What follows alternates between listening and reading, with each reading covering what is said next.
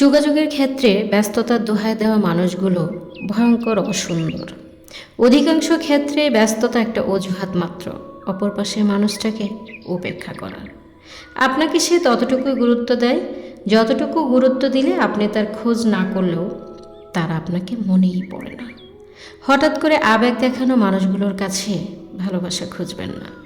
কিছু মানুষ আছে আপনার জীবনে যাদেরকে আপনি আপনার প্রয়োজনেও পাবেন না, অপ্রয়োজনেও পাবেন না, কিন্তু হঠাৎ দেখা হলে কিংবা কথা হলে তারা আপনার প্রতি ভীষণ ভালোবাসা দেখাবে, অধিকার দেখাবে, যেন আপনাকে নিয়ে তার রোজই চিন্তা হয় ভীষণ।